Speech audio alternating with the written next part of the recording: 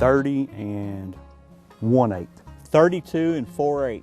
3 and 1/8. And especially that first morning when they were bugling, I thought that was going to be the morning. I'm loaded up. I got all my bullets in all my pockets. They are easily spooked. And if they're spooked, you're done. The best thing we can do is get in here as quiet as possible, because when they stretch those legs, they're gone. I mean gone, gone.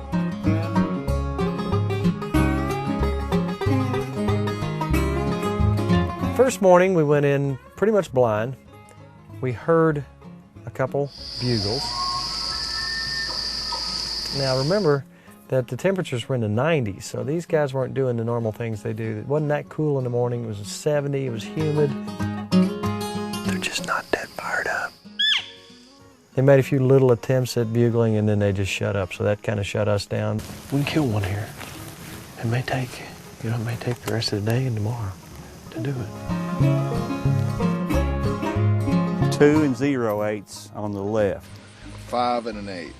52 and 7/8. I was kind of wondering that second morning. They weren't making a peep. They wasn't, no. No noise at all.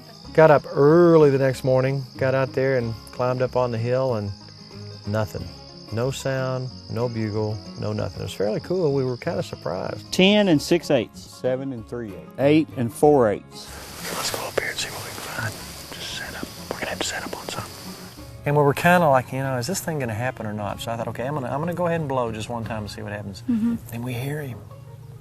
Then I said, we're getting aggressive. We're going after him. I thought, how am I going to get up that mountain?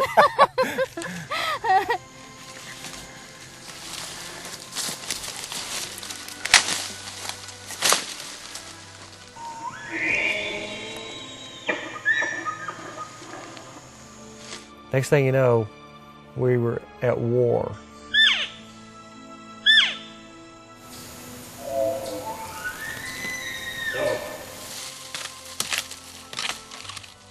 We got up it, and I just knew I knew what I had to do it. And so I was setting up and getting my aim and getting a scope and everything. I got it right. When we got up there, when we finally climbed that mountain, when we finally got up there and things were happening.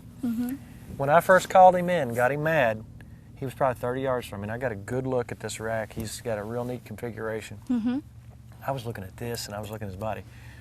You said, when you saw him, what did you look at? I was thinking of his vitals, where I was going to have to hit. Well, I didn't even look at the rack.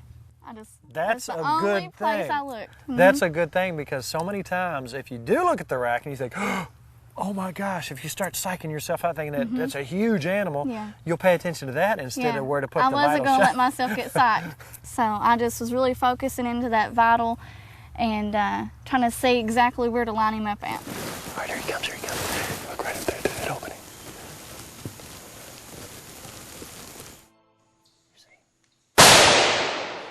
Shoot him again. Shoot him now. Shoot him now. You got him! You got him! He is down! Wonderful job! And it's a bit, boy! You got him! Oh, man! Oh, man! Oh, my gosh. That was so hard.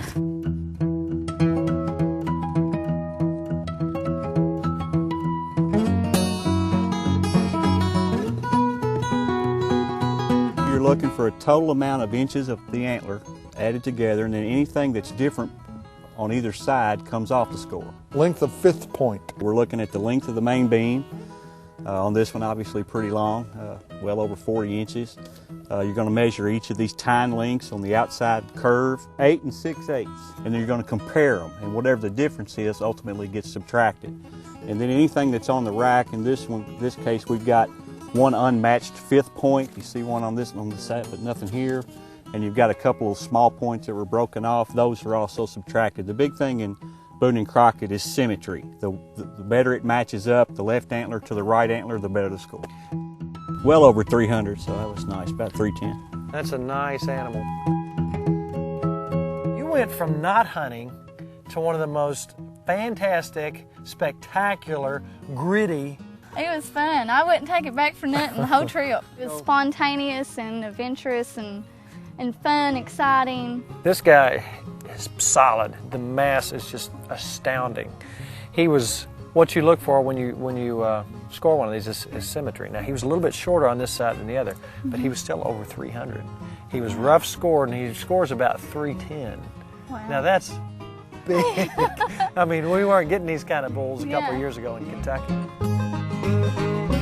What are you gonna do with this big rack?